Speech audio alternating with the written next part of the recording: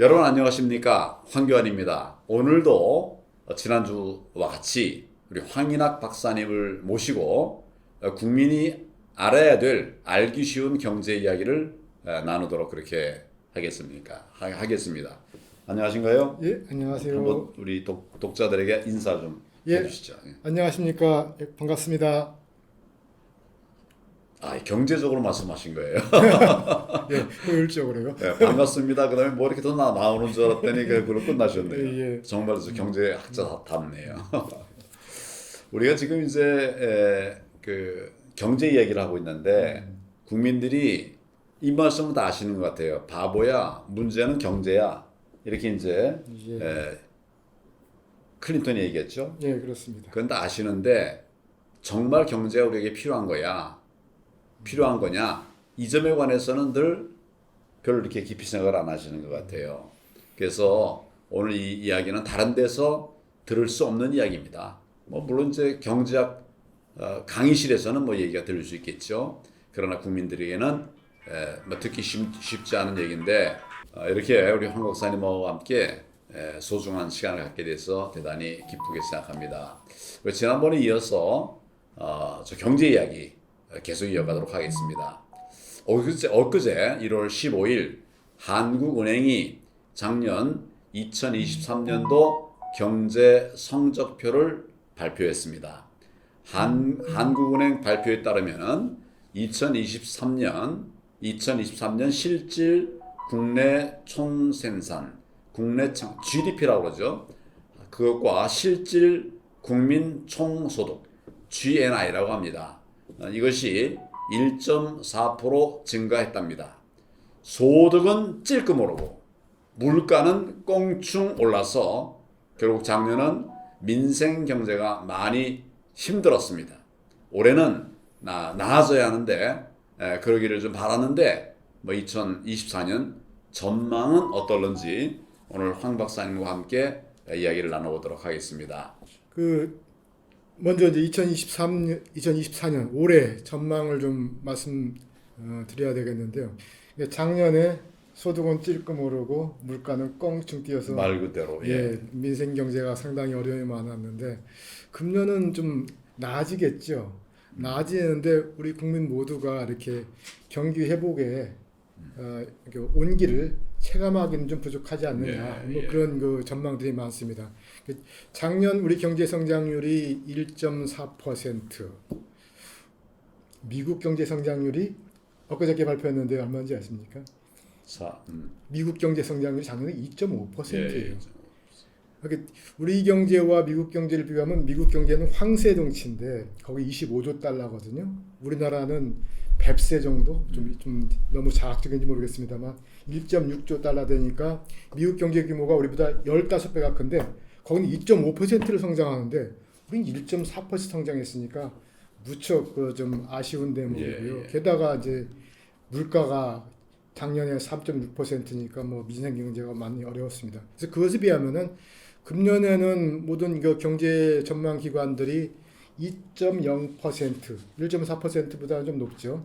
그 언저리에서 내외에서 성장을 하지 않을까 그렇게 전망을 하고 있고, 뭐 또 물가도 좀 낮아져서 뭐 3.0%, 그러니까 금년보다 작년보다 좀 나아지긴 하는데 1.4%에서 2.0%, 물가는 3.6에서 3.0, 뭔가 이거 가지고는 좀 우리가 따뜻한 경기 회복의 온기를 느끼기는 좀 어렵지 않겠느냐. 게다가 이러한 경기 회복이 수출 주도형으로 이루어진다면은 민생 경제는 역시 대표님 말씀대로 이 내수인데요.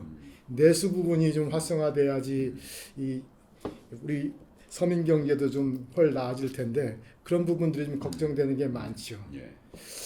우리 저 어르신들은 과거에 이제 우리나라가 고도 성장을 할 때 뭐 어떤 해는 뭐 7%, 8% 이렇게 성장도 했단 말이죠. 근데 그때도 이제 미국은 2%, 뭐 1% 이제 이래 했었죠.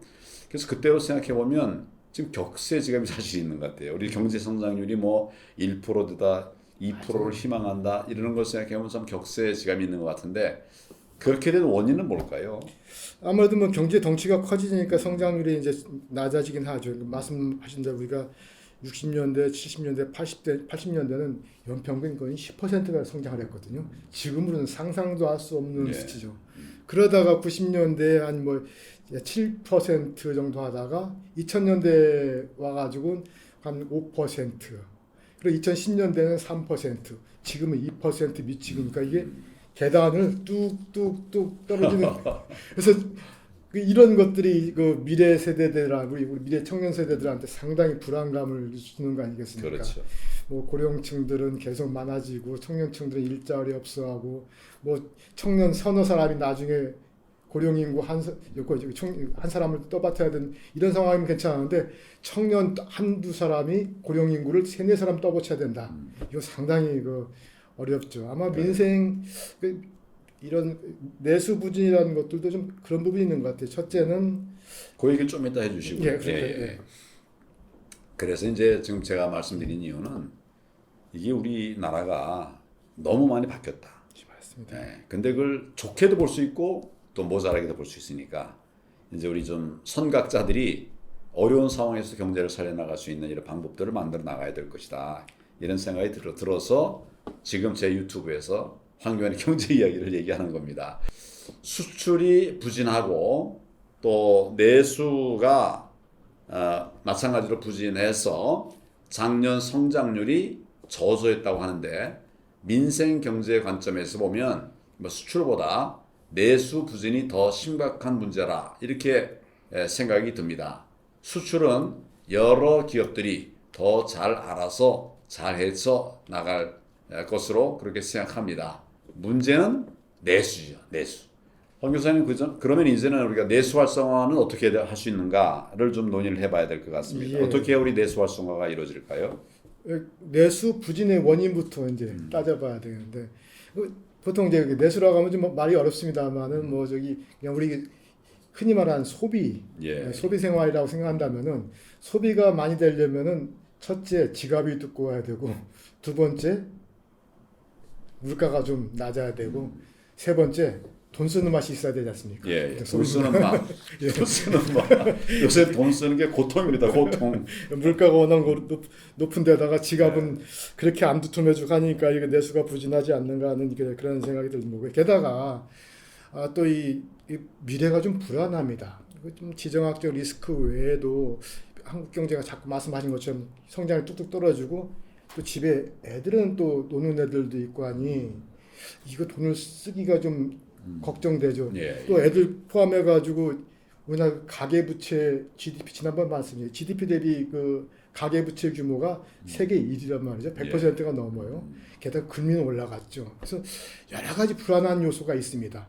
지갑은 기대만큼 안 두툼해져요. 물가는 껑충 뛰었어요. 미래는 불안해요. 애들도 불안해요. 뭐 이런 것들이 복합적으로 작용해가지고 이 내수가 소비가 좀 위축되지 않는가 싶거든요. 그렇다면 이제 그 해법도 일단 지갑이 두툼하게 느껴지게끔 가처분 소득을 좀 높여주는 방법이 있고요.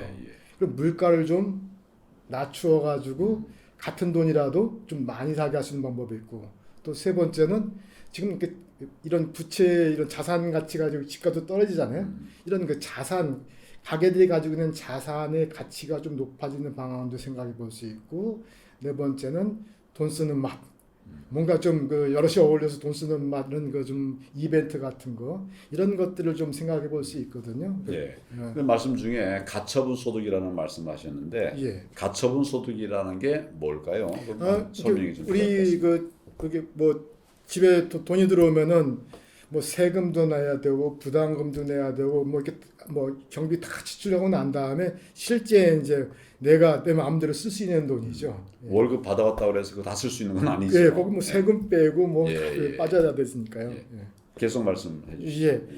그래서 그런 그 소비 문화 같은 경우도 뭐 좀 여러 정부에서 많이 하고 있는데 좀 작년보다 뭐 이런 시장에 가서 카드를 더 많이 사용하면 그 증분에 대해서 소득 공제를 더 많이 해줄게 하면서 인센티브를 주게 하는데 그런 거 말고도 뭐 따로 말씀할 기회가 있으면 모르겠지만 이런 제 생각입니다. 그 우리 때는 라떼 이야기인데요. 정월 대보름 때는 나무집 집집 돌아다니면서 이렇게 복조리에다가 그 밥도 그랬죠. 얻어먹고 그랬잖아요. 예. 굉장히 큰 행사인데 지금 없어졌어요. 예. 그리고 7월 7석도 좀 그때는 좀 쉬었거든요. 그때는 예. 감자와 옥수수가 나올 때니까. 쉬면서 놀고 먹고. 예. 이게 그런 그 세시 풍속을 이용해 가지고 그 외식업계가 좀 뭔가 그 협력해 가지고 소비 문화를 좀 놀이 문화와 연결시켜 가지고 젊은이들 좀 끌어당기든지 하는 그런 것들 할 수 있는데 지금 뭐 화이트데이니 발렌타인데이니 또는 뭐 10월 말에 그 무슨 그 서양 귀신 이야기 나오는 예. 할로윈. 할로윈. 이게 우리 전통 고유 문화와 소비를 연결시켜서 젊은이들을 좀 으쌰으쌰하게 하면 이런 것들도 좀 생각해 볼 수 있지 않느냐 해서 하여튼 입체적으로 다양하게 내수를 활성화하는 방안을 강구할 필요가 있다는 정도까지입니다. 아이고, 예, 감사합니다. 어려운 얘기지만 제 생각에 내수 활성화에 가장 좋은 해법은 우리 국민이 원하는 일자리를 갖도록 하는 거라고 생각합니다. 제가 생각하는 이상적인 목표가 그렇다는 그런 말씀인데 제 경험으로 볼 때는 정책 기반은 불완전한 현실 경제를 인정하고 그거로부터 출발이 된다. 그로부터 더 나은 경제를 이끌 수 있는 대안을 찾는 과정이라고 이렇게 생각합니다. 내수 활성화는 민생 경제를 위해서 반드시 해내야 하는 당면 과제입니다.